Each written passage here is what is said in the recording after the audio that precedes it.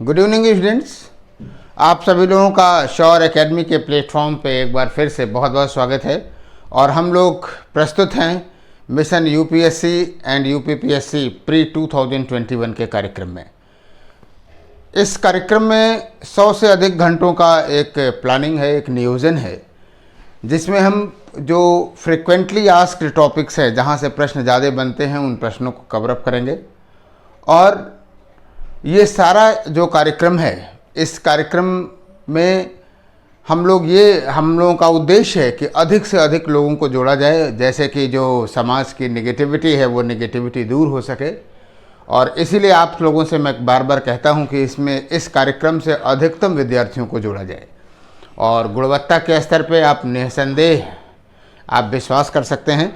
आपका जो स्टडी का जो प्रोग्राम है, उसमें 2 से 3 घंटे इस लाइव कार्यक्रम को ज़रूर रखें। ये बातें मैं बार बार इसलिए कह रहा हूँ कि जो विद्यार्थी नए जुड़ रहे हैं उनसे मैं इस बात को आग्रह करूँगा कि अब तक हिस्ट्री और पॉलिटी की क्लासेस शुरू हो चुकी हैं और वो एक क्रम से देखें, है ना। तो सारी क्लासेस जो हैं वो शौर एकेडमी के प्लेटफॉर्म पे उपलब्ध हैं और ये प्री एग्जामिनेशन तक रहेंगी, राइट। तो संस्कृति और विरासत खंड की एक बार फिर से हमसे बात करते हैं। अब तक हमने विभिन्न धर्मों की बात किया, नास्तिक और आस्तिक धर्मों की बात किया। आज हम लोग चर्चा करेंगे स्थापत्य कला पे और ख़ास करके मंदिर स्थापत्य कला पे, राइट। देखिए, आपके सिलेबस में भी स्पेशली ये मेंशन है, स्थापत्य कला पे विशेष पूछा जाएगा। तो आज हम लोग चर्चा करेंगे, मंदिर स्थापत्य की बात करेंगे, टेम्पल आर्किटेक्ट, और काफ़ी विस्तार से चर्चा करेंगे। 2 क्लास कम से कम इस पे लेंगे हम। ये इसलिए ज़रूरी है क्योंकि आप लोग, एक तो किताब में कल हमारे पास एक मैसेज आया था लाइव चैट के दौरान ही कि सर किस पुस्तक से इन चीज़ों को पढ़ा जाए। तो जाहिर सी बात है, इस कालखंड की सबसे बड़ी समस्या यही है कि व्यवस्थित रूप से चीज़ें हैं नहीं, है ना। इतिहास में जब आप कंटेम्प्रेरी उस कालखंड को पढ़ते हैं तो उस कालखंड से रिलेटेड कल्चरल वाले पार्ट में आपको भले मिल जाए, लेकिन एक जगह चीज़ें संकलित बेहतर ढंग से लिखी नहीं गई हैं, और जो लिखा गया है वो संकलित है, यानी मौलिक नहीं है। इसलिए मैं आपसे कहूँगा कि जितना हम लोग बोर्ड पे चर्चा कर ले रहे हैं, बोर्ड पे जिन बातों को कह ले रहे हैं, उसे आप लोग ध्यान में रखें तो कम से कम MCQ प्रश्न तो आपका नहीं गलत होगा, ये इतना मेरा विश्वास है। तो आइए शुरुआत करते हैं। आप जानते हैं कि जो मंदिर हैं वो सामान्यतः, चलिए पहला ही सवाल शुरू करते हैं। देखते हैं कौन कौन क्या कहते हैं कि ये जो ट्रॉफी वाला जो प्रश्न है, पहले सवाल पे, पहले बाउंसर पे कौन बोल्ड नहीं होता है। आइए, एक प्रश्न हम आपसे पूछते हैं कि मंदिर स्थापत्य संबंधित है, मंदिर स्थापत्य संबंधित है। और जानते हो, जब प्रश्न पहले ही लाइन में प्रश्न आ जाता है तो लड़के बड़ा अलर्ट हो जाते हैं कि कब आ जाए। अभी तो आप लोग गुड मॉर्निंग गुड इवनिंग कह रहे थे कि सर सीधे प्रश्न पे आ गए। तो आइए देखते हैं। 1 हिंदू, दूसरा बौद्ध, तीसरा जैन, और विकल्प लगाते हैं केवल 1, बी लगाते हैं 1 और 3, सी लगाते हैं 1, 2 और 3, और डी लगाते हैं 2 और 3। चलिए, प्रश्न आपके सामने है मंदिर स्थापत्य पे। सभी लोग फटाफट जवाब देना शुरू करें। 35 सेकंड आपके सामने हैं। हमारे सामने यहाँ क्लॉक चलती रहती है, इसलिए एग्जैक्ट आपको 35 सेकंड का समय दे रहे हैं। 10 सेकंड हो चुके हैं, 25 और देंगे।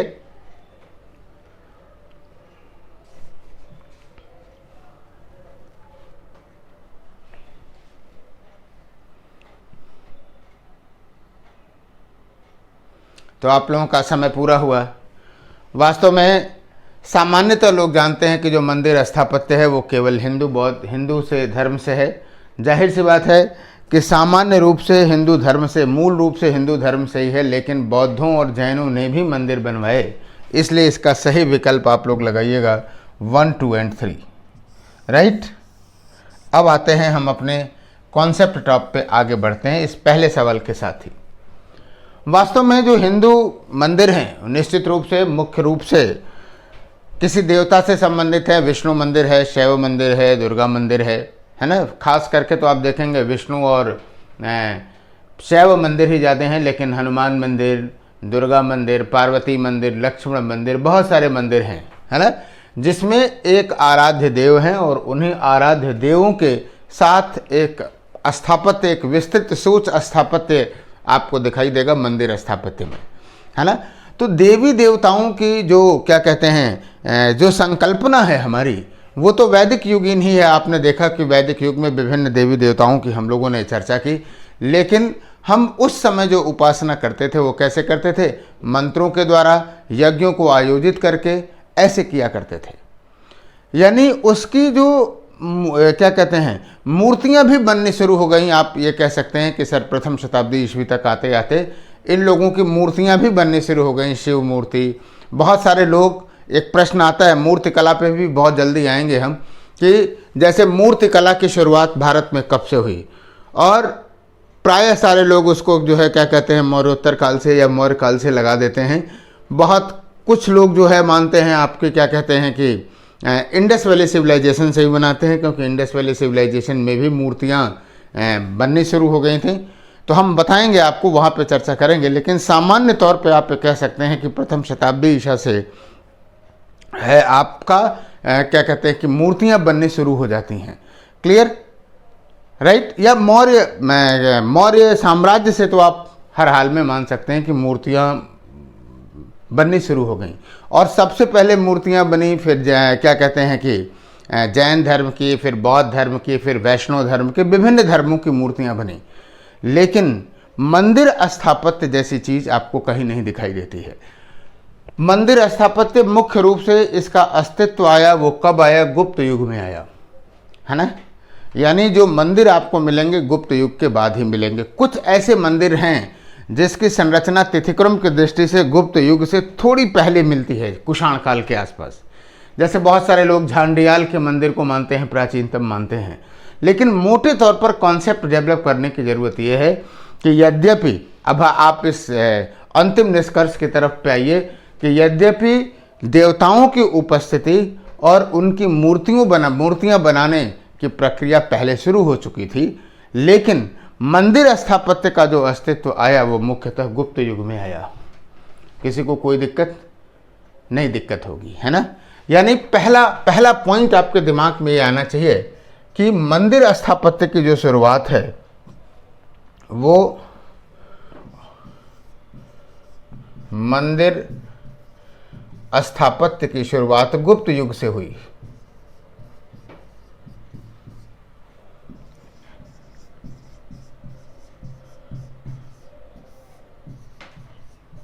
गुप्त युग से हुई। और मुख्यतः एक बात और यहाँ लिखनी जरूरी है, यह प्रश्न इसी लाइन पे हमने बना दिया था, और मुख्यतः यह हिंदू स्थापत्य से या मुख्यतः यह हिंदू देवी देवताओं से संबंधित है।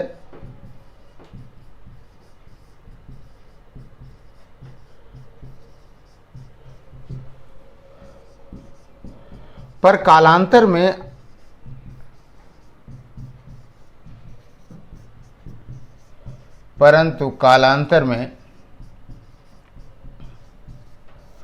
बौद्धों एवं जैनों ने भी मंदिर बनवाए।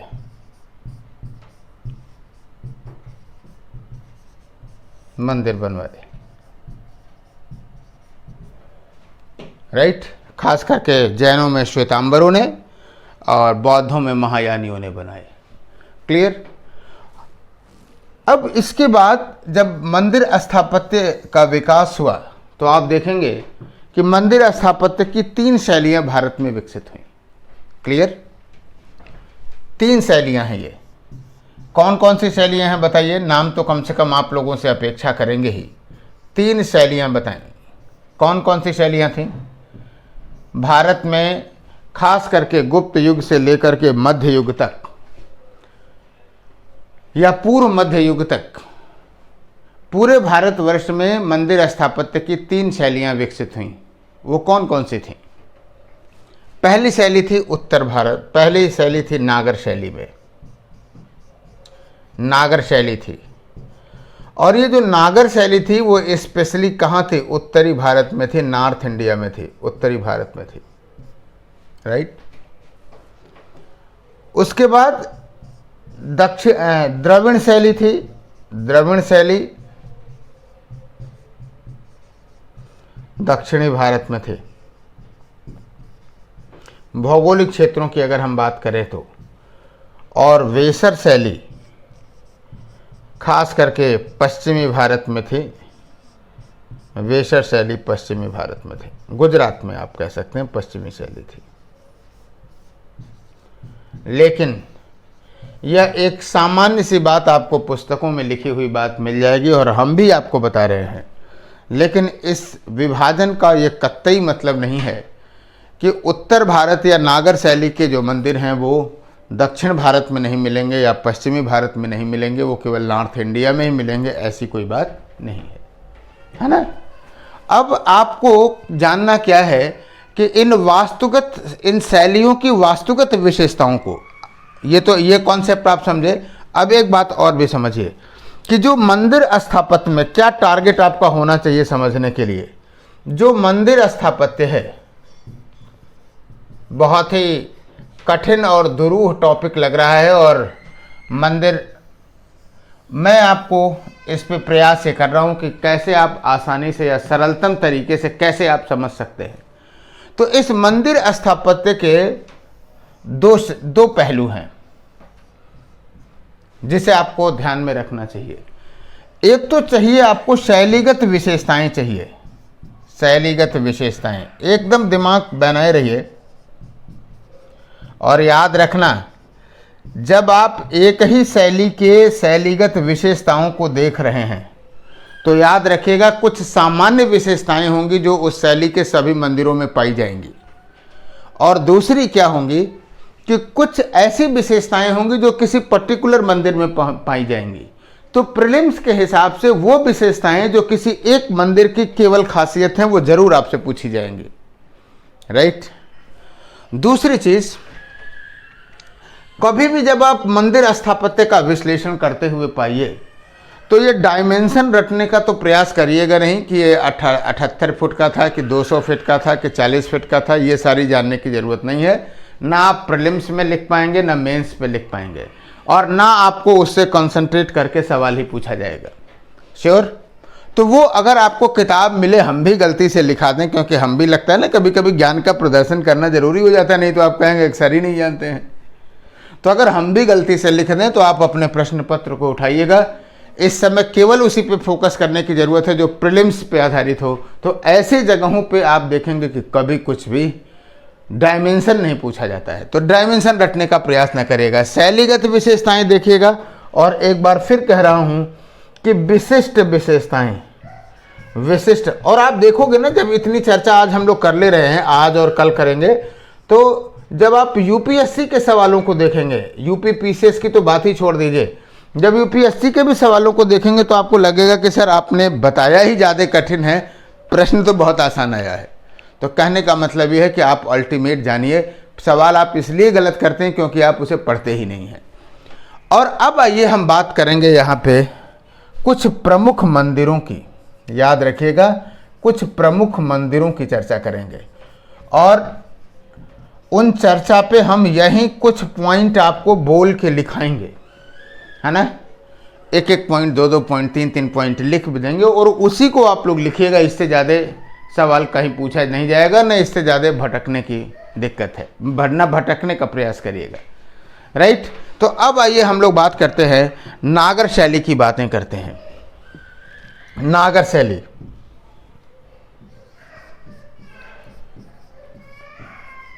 नागर शैली की स्थापत्य की बात करते हैं, मंदिर स्थापत्य। अच्छा, एक और बहुत मज़ेदार बात बता दूं आपको, नोट डाउन कर रहे होंगे हमारे ख्याल से। एकदम रिमार्क लगा के लिख दी। आपसे बोल रहा हूं लिखने के लिए, साइड में रिमार्क लिख लीजिएगा। वो ये कि ऐसा नहीं है कि अगर आपने नागर शैली के स्थापत्य पढ़ लिया और द्रविड़ शैली के स्थापत्य पढ़ लिया तो एक एक पॉइंट से अंतर ही होगा, कुछ उसमें विशेषता कॉमन नहीं होगी, ऐसा कुछ नहीं है। आप बहुत अच्छे ढंग से जानते रहिए कि नागर और द्रविड़ या बेसर शैली की कुछ ऐसी विशेषताएं हैं जो कॉमन हैं, और ये सवाल आपसे पूछी जा सकते हैं, है ना। तो कॉम्परेटिव प्रश्न तो आप तभी कर पाओगे जब आप सारे मंदिर स्थापत्य के सारी शैलियों के बारे में आप जानते होगे, तभी तो कर पाओगे, है ना। तो ये एक नज़रिया दिमाग में रखिएगा। और यहाँ हम रिमार्क लिख रहे हैं कि इन मंदिर स्थापत्यों में, यहाँ लिख भी दे रहा हूँ आपके समझने के लिए, कि विभिन्न स्थापत्य शैलियों में, विभिन्न स्थापत्य शैलियों में, स्थापत्य शैलियों में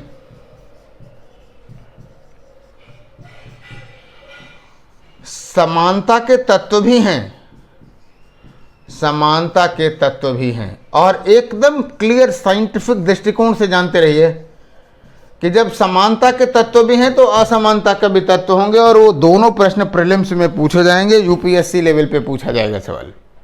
तो रेडी हो जाइए, दिमाग बना लीजिए, ठीक है।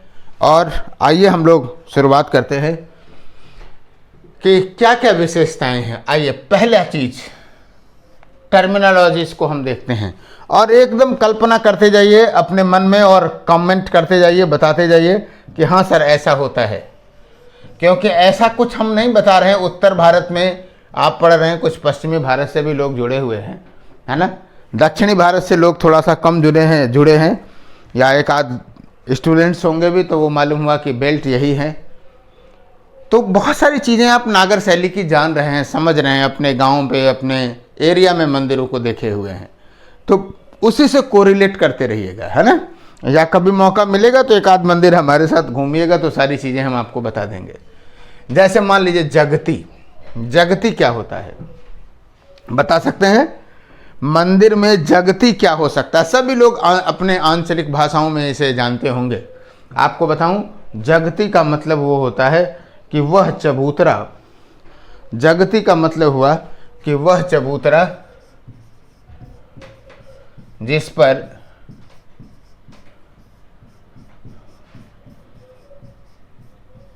गर्भगृह, जिस पर आप ये कह सकते हैं कि मुख्य मूर्ति, बहुत बताना जरूरी है, मुख्य मूर्ति और गौण मूर्ति, मुख्य मूर्ति स्थापित होती है।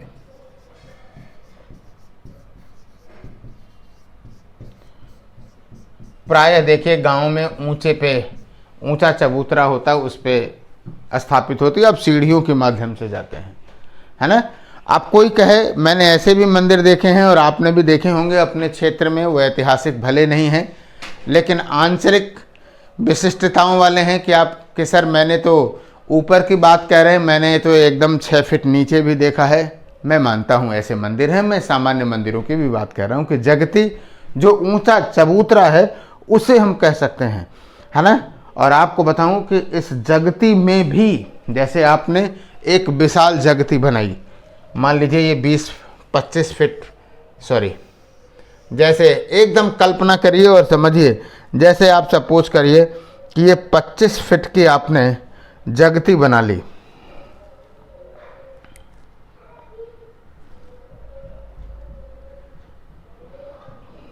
चलो ट्राई करता हूँ समझाने के लिए। ये आपने 25 फीट की जगती बना ली, कुछ दिख रहा है, 2 डायमेंशनल है तो कल्पना ही करना पड़ेगा।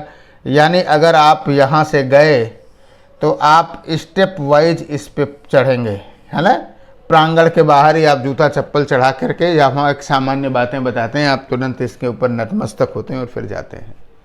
तो ये हो गई आपकी जगती, हो गई राइट।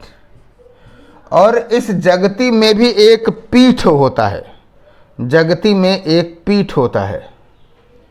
जैसे सपोज करिए चौकोर, आयताकार, किसी भी तरह का हो सकता है पीठ, है ना।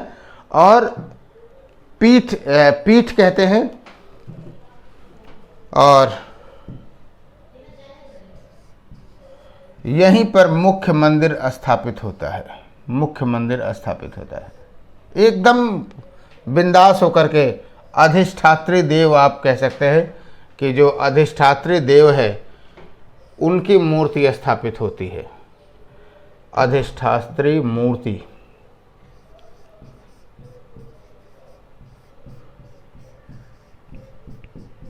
अधिष्ठात्री देव की मूर्ति पकड़ लिया आप लोगों ने। जगती को आप बहुत अच्छे ढंग से समझ गए होंगे कि जगती क्या है। श्योर। आइए अगली चीज आते हैं, गर्भगृह। इसी पे ही गर्भगृह बनता था। आइए नेक्स्ट बात करते हैं। फिगर नंबर ए हमने आपको क्लियर कर दिया। अब आइए बात करते हैं गर्भगृह की।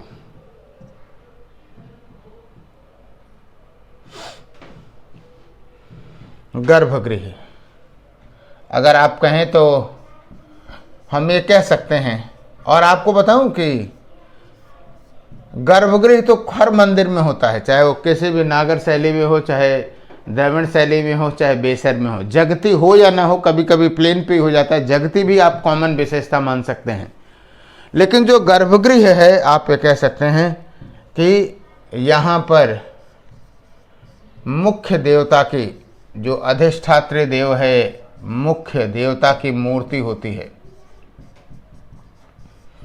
देवता की मूर्ति होती है।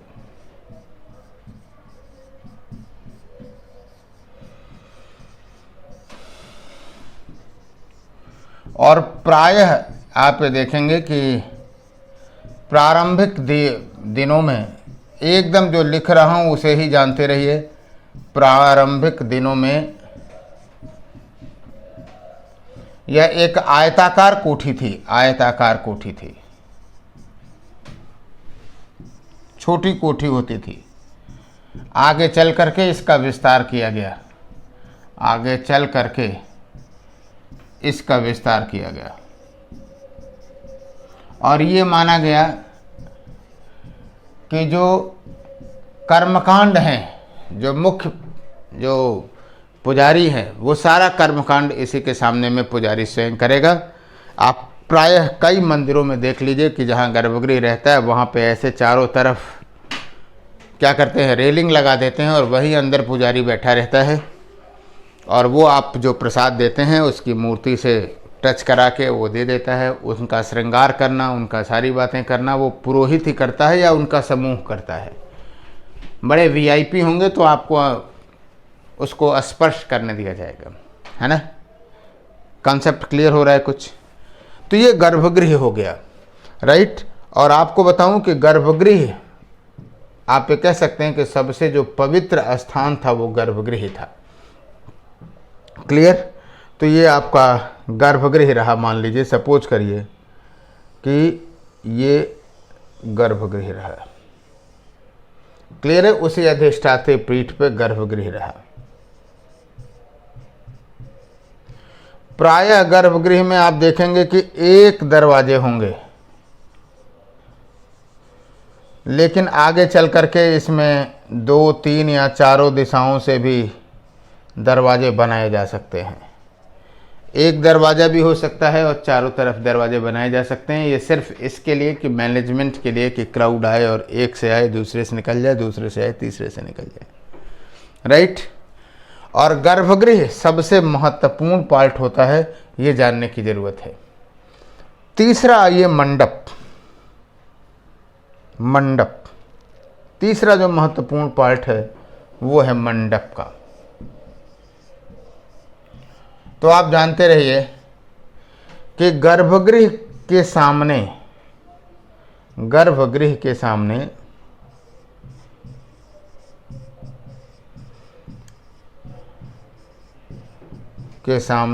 स्तंभों पर बना कक्ष, स्तंभों पर बना कक्ष मंडप कहलाता था। एकदम याद होगा आपको, दिमाग में बन रहा होगा कंसेप्ट। यानी ये जो आपने देखा गर्भगृह,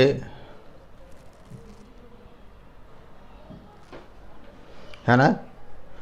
तो गर्भगृह के सामने आप देख रहे हैं 2 डायमेंशनल है, इसलिए कॉन्सेप्ट बनाइए।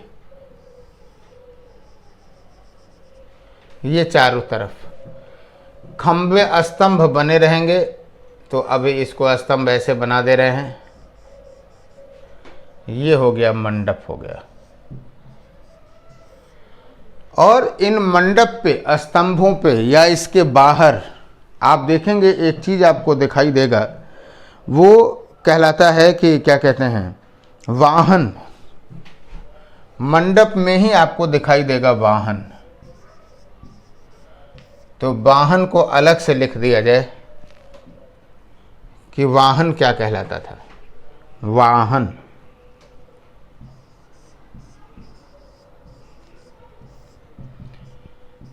ये जो मुख्य देवता था,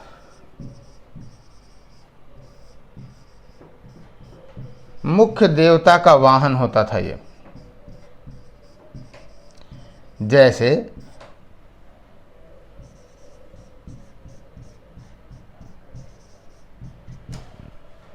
मान लीजिए कि सबसे फेमस जो आप लोग हमेशा जानते हैं, जैसे आप सपोज करिए कि शिव मंदिर है तो शिव के सामने नंदी आपको दिखाई देगा, है ना।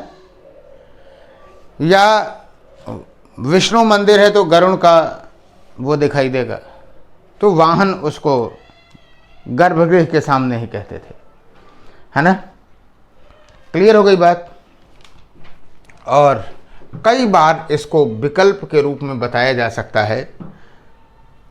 इसी चीज को कैसे लिखा जा सकता है उसे आप समझिए कि प्रवेश द्वार, अभी हम प्रवेश द्वार की बात नहीं किए लेकिन लिख दे रहा हूं कि प्रवेश द्वार एवं गर्भगृह के बीच, गर्भगृह के बीच का जो स्थान है वो मंडप कहलाता था। वह स्थान मंडप कहलाता था। ठीक है, वाहन हो गया। अब आइए हम लोग चर्चा करते हैं आगे शिखर का। ये खास करके नागर शैली में की खासियत रही है। शिखर, शिखर की बात करें,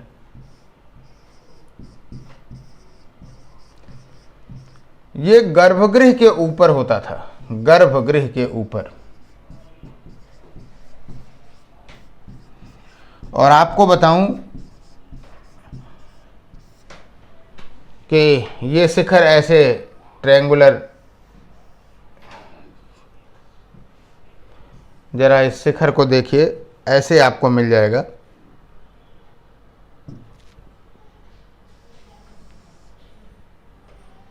ना, गलत।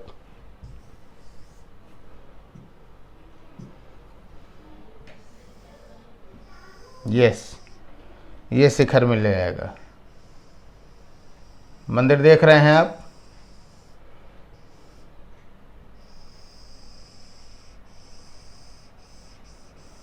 अब आप देखिए, कभी कभी इन क्षेत्रों पर ये दीवार हो गई। याद रखना एक बात, साइंस का स्टूडेंट है ना, साइंस अंदर का कीड़ा उबलता रहता है, मेरा भी, इसलिए बता रहा हूं। और एक बात फिर से कहूंगा आप लोगों से, आज और कल के वीडियो में आप सभी लोग टेलीग्राम चैनल पे भी सपोर्ट करिए, क्या कहते हैं, सक्रिय होइए। खास करके उन चीज़ों के लिए सक्रिय होइए कि आपको कौन से टॉपिक हैं जो ज़्यादा पढ़ने हैं। जो हमने सोचा है वो तो आपको बताऊंगा ही बताऊंगा, लेकिन सपोज करिए, मान लीजिए कि किसी का कोई इकोलॉजी कुछ नहीं आ रही है, किसी को यूपी स्पेशल देखना है, किसी को कोई पर्टिकुलर टॉपिक है ना, साइंस के कुछ टॉपिक्स ऐसे हैं उसको देखना है। यूपीएससी में तो स्पेशली टेक्नोलॉजी ही आता है, लेकिन यूपीपीसीएस में साइंस भी आता है। तो सोच रहा हूँ कि सर्टेन कराना है, और चूँकि ये सारा एफर्ट हमारा और विपेश का ही है, तो निश्चित रूप से हम ही लोगों को एफर्ट करना है। तो आप लोग अपने समस्याओं को बताते रहेंगे तो हमारे लिए थोड़ा और आसान हो जाएगा। अब आइए समझिए, इस शीर्ष के पहले अगर आप देखोगे तो आपको इस तरह की भी रचना मिलेगी, अगर याद आ रहा हो तो।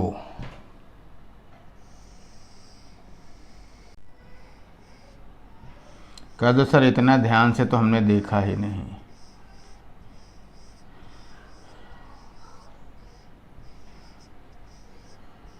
इसे आमलक कहा गया, आमलक। और फिर इसके ऊपर ये जो शिखर है आपका, कई बार इस तरह का शिखर आपको दिख जाएगा, कई प्रकार से इस प्रकार का शिखर दिख जाएगा, राइट। ये कुछ हमने बनाना चाहा, फ्लैग भी आपको यही दिख जाएगा, ठीक है। याद आ गई बात। ये गर्भगृह के ऊपर है, लेकिन एक बात जरूर बताऊंगा आपसे, वो क्या कि गर्भगृह के ऊपर जो शिखर दिखता है ये बाद की संरचना है। शुरुआती दिनों में, और आप लोग ईमानदारी से कोट करके हमको बताइएगा कि शुरुआती दिनों में, प्रारंभ में गर्भगृह की छत चपटी होती थी।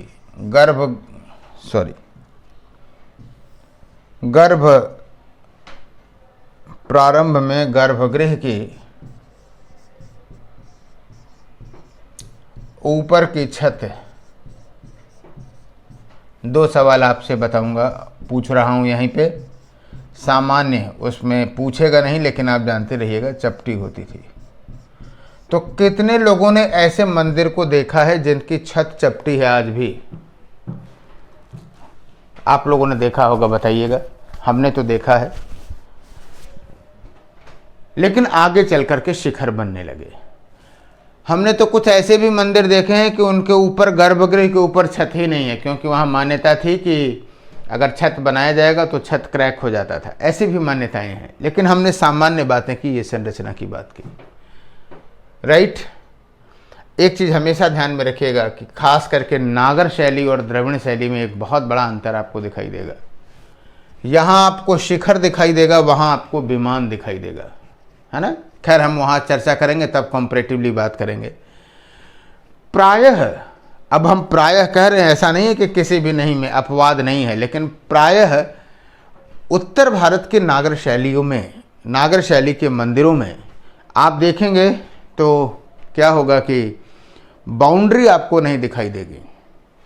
और अगर बाउंड्री नहीं दिखाई देगी मंदिर की, तो गेटवे नहीं दिखाई देगा आपको, प्रवेश द्वार नहीं दिखाई देगा, है ना। लेकिन फिर भी किसी उत्तर भारतीय नागर शैली की जो सामान्य स्थापत्य है, ये जो कुछ टर्मिनोलॉजीज हैं, हम उम्मीद करते हैं कि आप बहुत अच्छे ढंग से जाने होंगे। जगती, गर्भगृह, मंडप, वाहन और शिखर, राइट।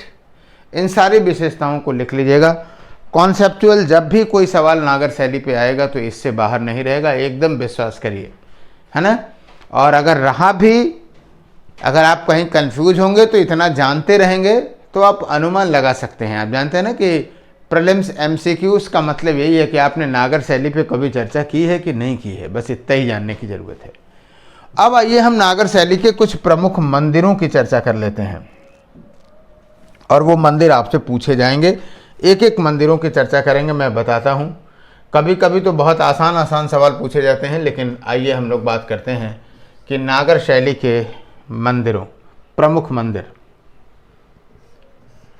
और वास्तव में जो नागर शैली के मंदिर हैं, कहने के लिए केवल उत्तर भारत में हैं, लेकिन ये पूर्वी भारत में भी मिलेंगे, मध्य भारत में भी मिलेंगे, पश्चिमी भारत भी में भी मिलेंगे, पर्वतीय क्षेत्रों में भी मिलेंगे, है ना।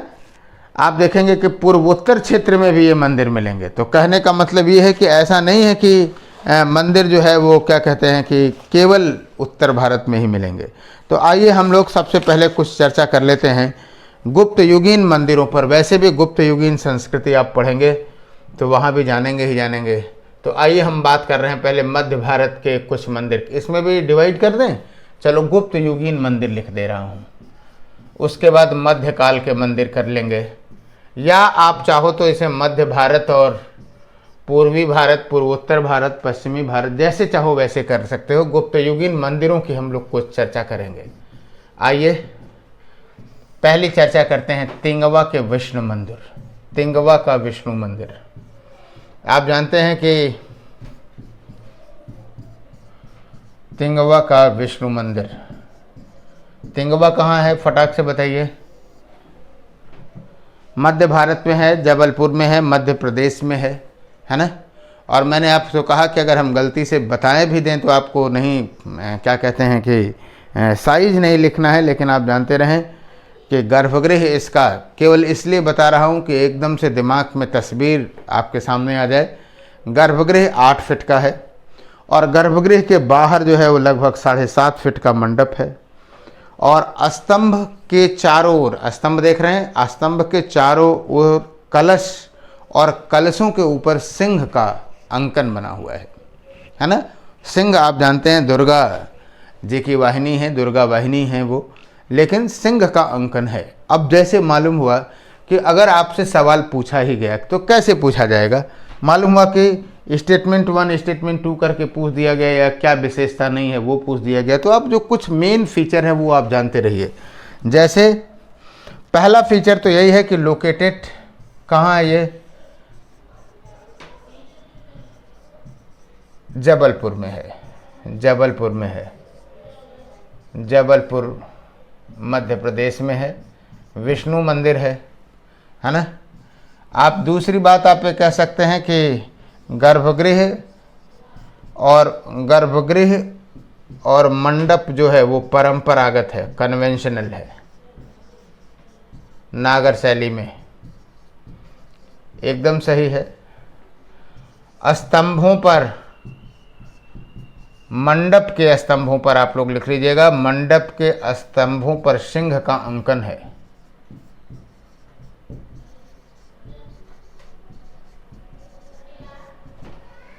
पर सिंह का अंकन है ना। और एक और भी बात आपको बता दूं कि गुप्त युगीन मंदिरों की एक सामान्य खासियत आप मिलेंगे। अगर हम ना बताएं कि यहाँ नहीं है तो आप मान के चलिए कि तब वो अपवाद है, अदरवाइज हर विष्णु मंदिर में या हर शिव मंदिर में आपको वो मिलेगा। वो क्या कि मंदिर के बाहर गंगा और यमुना, गंगा एवं यमुना का अंकन है। अब बाहर लहरदार जो गंगा एवं यमुना का अंकन है। और ये गुप्त युगीन मंदिरों की आम खासियत है, गंगा और यमुना का अंकन है ना। अब आइए देखें, जैसे भूमरा का नागोद, भूमरा यानी नागोद का मंदिर, भूमरा का शिव मंदिर, मंदिरों के बारे में जरूर जानिए। एकदम ये फैक्ट ओवरलोड नहीं है बल्कि आपको इतना जानना चाहिए। जब आप जानेंगे तो यहाँ से सवाल कर लेंगे। शिव मंदिर, भूमरा नागोद का शिव मंदिर है। ये कहाँ है, ये सतना में स्थित है ना।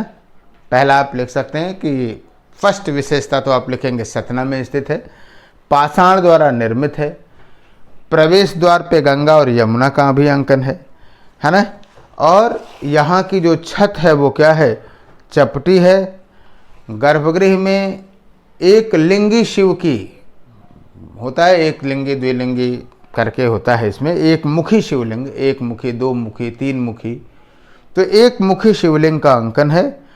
और मंडप एवं प्रदक्षिणा पथ यहाँ पर भी है।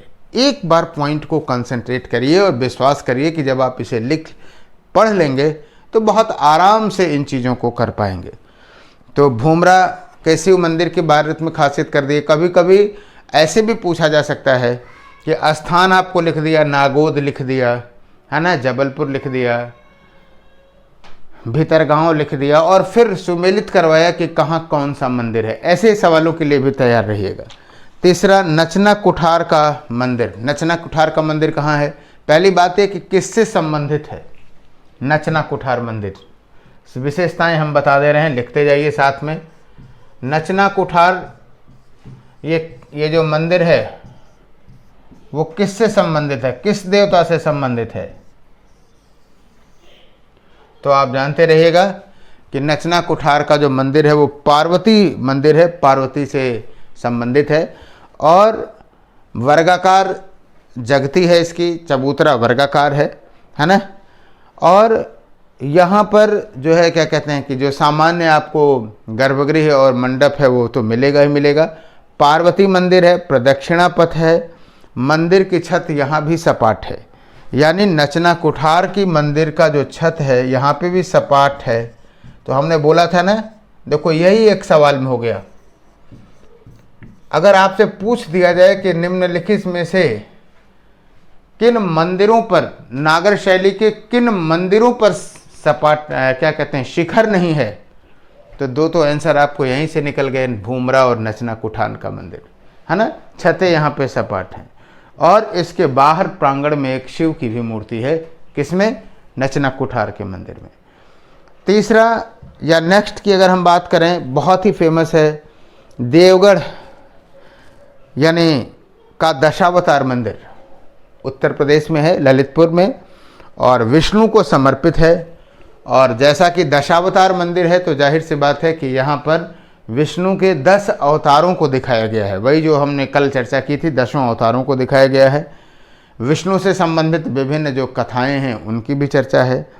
और यहाँ का जो शीर्ष है, माना यह जाता है कि नागर शैली की जितनी भी विशेषताएं हैं वो सारी विशेषताएं आपको यहाँ दिख जाएंगी, चाहे वो गर्भगृह हो, चाहे वो मंडप हो, चाहे वो गंगा यमुना का अंकन हो, मतलब गुप्त युग में शुरू हो गया था। 10 अवतार हैं और 10 अवतारों की बात है। एक बात और भी आपको बताना चाहूँगा, एक टर्मिनोलॉजी नागर शैली में ही, पंचायतन शैली। पंचायतन शैली में क्या होता है कि जैसे गर्भगृह में तो मुख्य अधिष्ठात्री देव की अंकन हो गया, लेकिन जो चारों कोने हैं, चारों कोनों में अलग अलग देवताओं के मंदिरों की स्थापना होती थी, और ये जो शैली उभरी उसे कहा गया पंचायतन शैली। और दशावतार मंदिर भी जो है वो क्या है, पंचायतन शैली पर ही आधारित है। क्लियर है? राइट। और शीर्ष तो है ही है, तो नागर शैली की सारी विशेषताएं आप इस पे अंकित हो गई। तो चूंकि काफ़ी फेमस रहा है इसलिए एक बार आप इसे फिर से लिख लें, है ना। क्या लिखेंगे? पहली बात कि यह जो है क्या कहते हैं कि झांसी ललितपुर में स्थित है ना। दूसरी बात यह कि विष्णु के 10 अवतारों की चर्चा है। हमेशा आप देखेंगे कि झांसी का दशावतार मंदिर किताबों में लिखा है, लेकिन अब वो ललितपुर में है। विष्णु के 10 अवतारों की चर्चा है, पंचायतन शैली में निर्मित है, राइट। इसकी दीवालों पर विष्णु कथाओं का अंकन है, और इसका जो शीर्ष है यह शीर्ष युक्त है, 12 फीट इसका शीर्ष है। तो ये सारी विशेषताएं हैं, इससे बाहर तो नहीं पूछा जाएगा। इसके बाद है भीतरगांव का कानपुर, भीतरगांव का मंदिर, विष्णु मंदिर है ये, बहुत ही पुराना भीतरगांव का मंदिर। आइए इसकी खासियत आपको बताएं। भीतरगांव का मंदिर, कानपुर का मंदिर, वैष्णव मंदिर है ये भी। और इसकी खासियत ये है कि ये पूर्णतया ईंटों से बना हुआ है। प्राचीनतम अगर ना भी कहें तो प्राचीन मंदिरों में से माना जाएगा। पूर्णतया ईंटों से निर्मित बना हुआ है भीतरगांव कानपुर का मंदिर, वैष्णव मंदिर, है ना। इसके अतिरिक्त उदयगिरी का एक मंदिर है, विष्णु मंदिर है, विदिशा में है। और आपको बताऊं उदयगिरी 2 जगह है, एक तो उदयगिरी और खंडगिरी उड़ीसा वाला, और एक है मध्य प्रदेश। तो यहाँ हम मध्य प्रदेश की बात करते हैं। कई बार ऐसा होता है कि हमारे बच्चे ज़रूर टोकते हैं कि सर ये उड़ीसा में नहीं मध्य प्रदेश में है, जब हम खारवेल वंश पढ़ाते हैं। तो ये मध्य प्रदेश वाले विदिशा की बात है, और यहाँ पर 12 अवतार की चर्चा है। लाड़खा का मंदिर है, ये भी गुप्तकालीन विशेषताओं से ओतप्रोत है, जैसा कि हमने आपको सामान्यतः बताया। अब आइए हम लोग चर्चा करते हैं, कुछ मध्यकालीन मंदिरों की बात करते हैं। और जब भी मध्यकालीन मंदिरों की बात करेंगे तो नागर शैली में सबसे पहला जो नाम आएगा वो आएगा खजुराहो के मंदिर। तो सबसे पहले देखो, जो खजुराहो के मंदिर हैं किसने बनवाए, पहले तो यही जानते रहो, चंदेलों ने बनवाए, है ना। और बहुत कम लोग इस बात को जानते होंगे कि एक दूसरी आम बातें आपको बता दूं कि जब आप देखते हैं इन मंदिरों में तो मूर्तियों में कई जगह नग्नता आपको मिलती है। बहुत सारे लोग इसको तत्कालीन मध्य युग की जो सामाजिक सांस्कृतिक स्थिति है उससे जोड़ कर देखते हैं, है ना।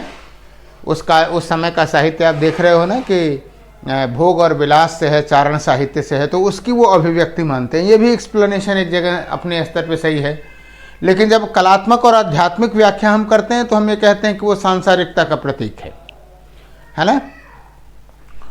तो निश्चित रूप से खजुराहो की मूर्तियों में यह एक बड़ा महत्वपूर्ण पहलू रहा है कि नग्नता आप दिखाई देगी। तो उसका एक्सप्लेनेशन हमने आपको दिया, लेकिन आपको बताऊं बहुत कम लोग इस बात को जानते हैं कि यह बौद्ध कह रहे हैं, जैन एवं हिंदू मंदिरों से संबंधित है, जैन एवं हिंदू मंदिरों से।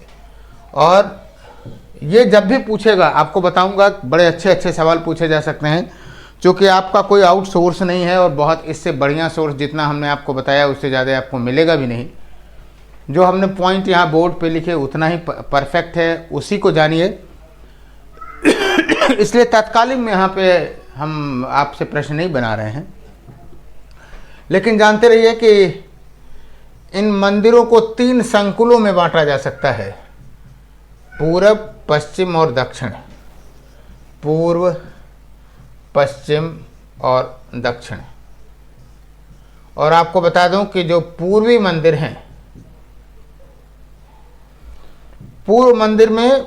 मंदिरों में जैन हैं, जैन मंदिर हैं स्पेशली, राइट, क्लियर है, जैन मंदिर है। और जैन मंदिरों में आप देखोगे तो आदिनाथ,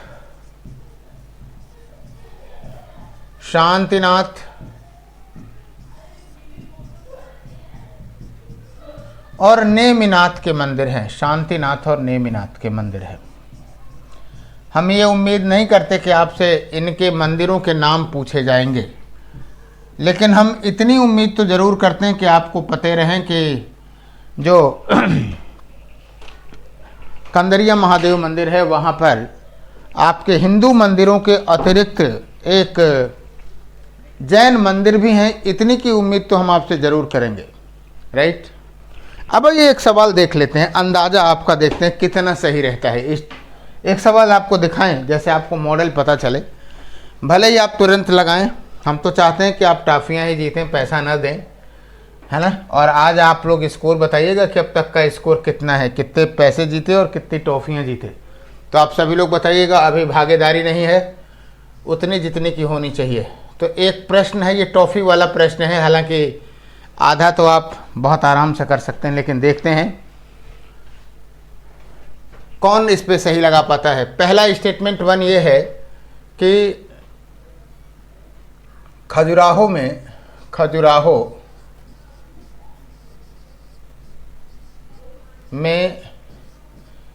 नागर शैली में जैन एवं हिंदू मंदिर हैं। स्टेटमेंट 2,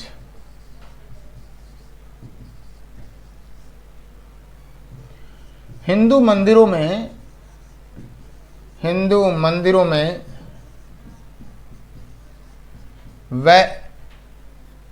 मंदिरों में वैष्णव मंदिर अपेक्षाकृत अधिक हैं। हम मानते हैं कि एकदम एक जगह तो आपको अनुमान लगाने के लिए कह ही दिया मैं, केवल स्टेटमेंट 1 सही, केवल 2 सही, दोनों सही, दोनों गलत। और अब आपका शुरू होता है 35 सेकंड। हमारे सामने क्लॉक है और आप लोग 35 सेकंड में इस प्रश्न का उत्तर देने का प्रयास करिए। आधा तो मैं मदद दे ही दे रहा हूँ कि स्टेटमेंट 1 सही है, क्योंकि आपके सामने दिख रहा है कि जैन एवं हिंदू दोनों मंदिर आपके सामने हैं। तो मैं हट जाता हूँ स्क्रीन के सामने से और फिर आप ये बताएं कि वास्तव में क्या आंसर सही होगा।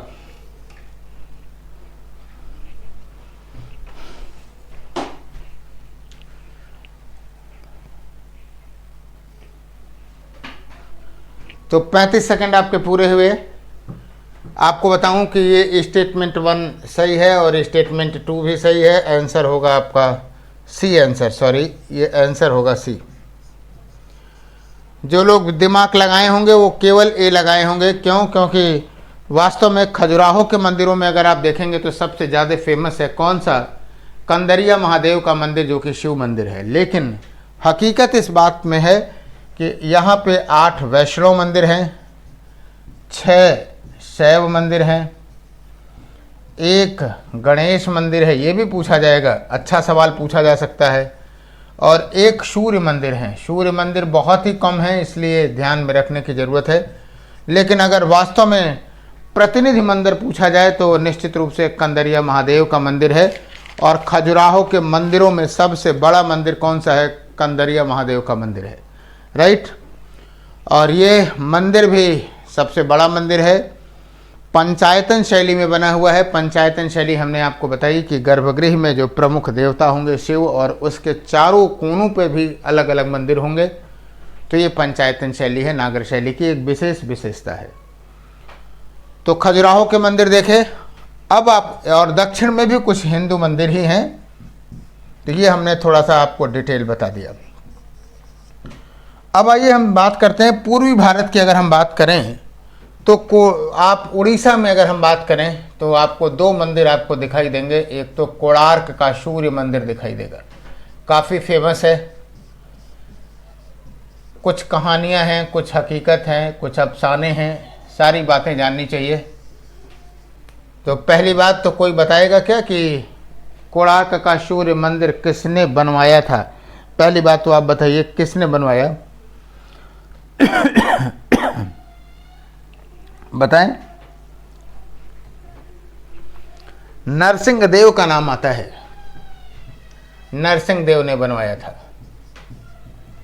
आपको बताऊं कि एक यहाँ पे कहावत है, कहानियां हैं। कहानियां आप जानते हैं कि कई बार संस्कृति का पार्ट है, लेकिन सीधे प्रश्न तो नहीं पूछा जाता वहाँ से, आपको जानना चाहिए। सांब का नाम सुना होगा आपने, कल ही बाय द वे सुना।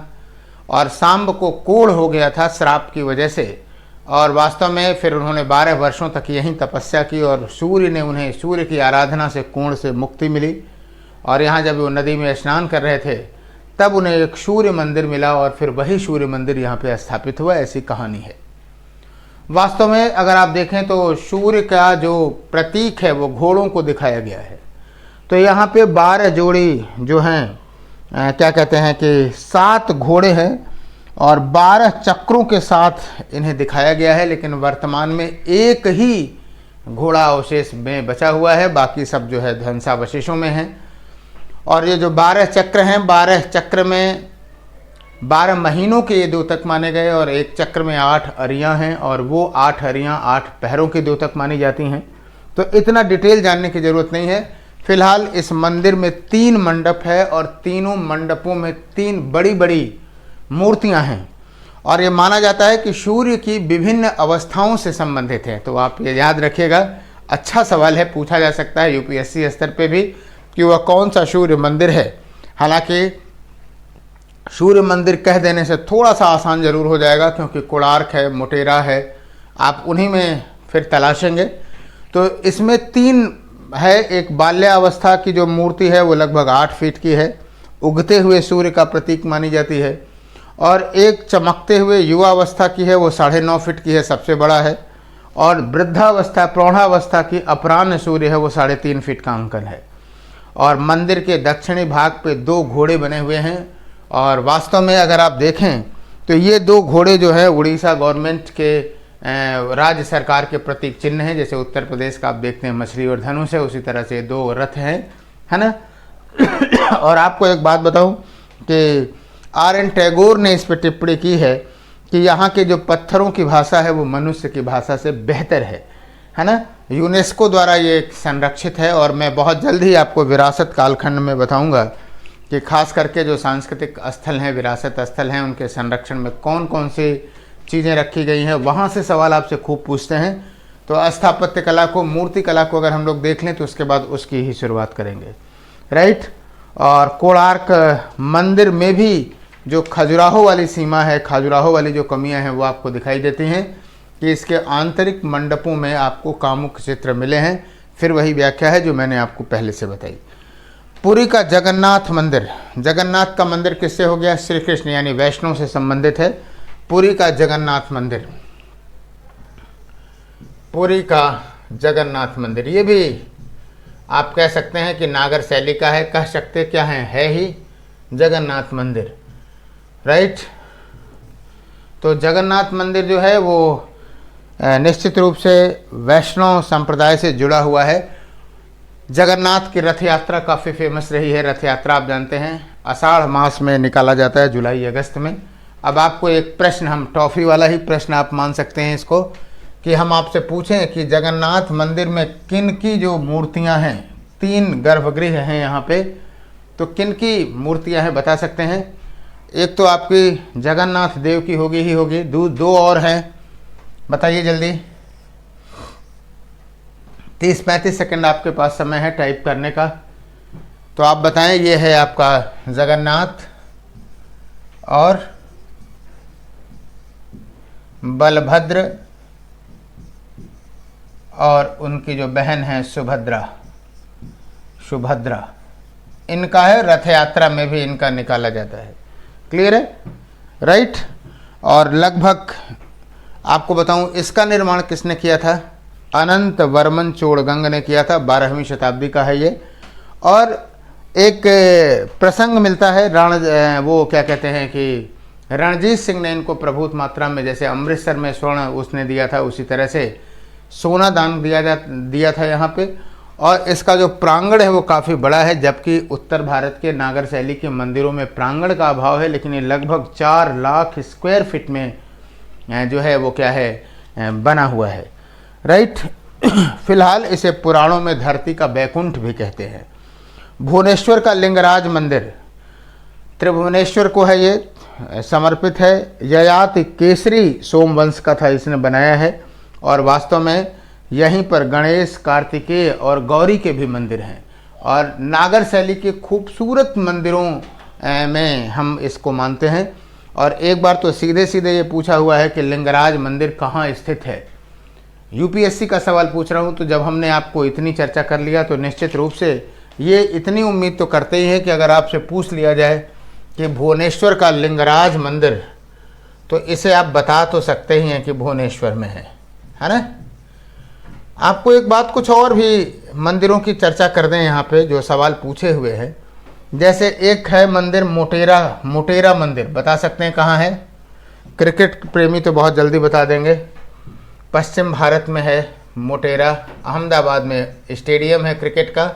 मोटेरा में मोटेरा मंदिर, और ये मंदिर भी जो है वो सूर्य को समर्पित है, नागर शैली में है। ये इसीलिए स्पेशली पूछा ही गया था नागर शैली में कि पश्चिम भारत का होने के बावजूद, अमूमन हम लोगों ने बताया, ये हम लोग कॉन्सेप्ट बना रखे हैं कि पश्चिमी भारत में जो मिलेगा वो वेसर शैली का मिलेगा, तो आप जानते रहिएगा कि ये नागर शैली का है।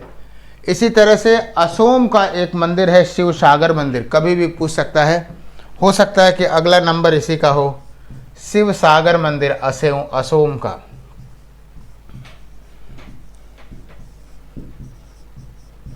में भी ये है।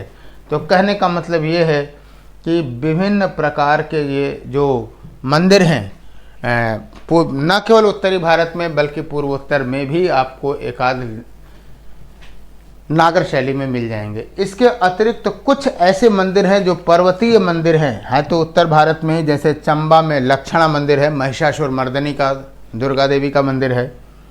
अल्मोड़ा में जागेश्वर मंदिर है। पिथौरागढ़ में चंपावत मंदिर है। और इन सारे मंदिरों की जो स्थापत्य शैलियाँ हैं वो नागर शैली के अंतर्गत ही आती हैं। तो आज की क्लास में हम लोग मंदिर स्थापत्य के नागर शैली पे चर्चा किया। आज पहली क्लास थी तो थोड़ा सा इंटरेक्टिव समझने में समय लगा। कल की क्लास में हम लोग वेसर शैली और द्रविड़ शैली, इन दोनों शैलियों की बारीकियों पर चर्चा करेंगे, राइट, और तुलनात्मक विशेषताओं को भी देखेंगे। और मैं एक बार फिर कहूँगा कि आप सभी लोग बने रहिए और अधिक से अधिक लोगों को यहाँ पे जोड़िए। निश्चित रूप से हम लोग बहुत बेहतर करने जा रहे हैं। Thank you.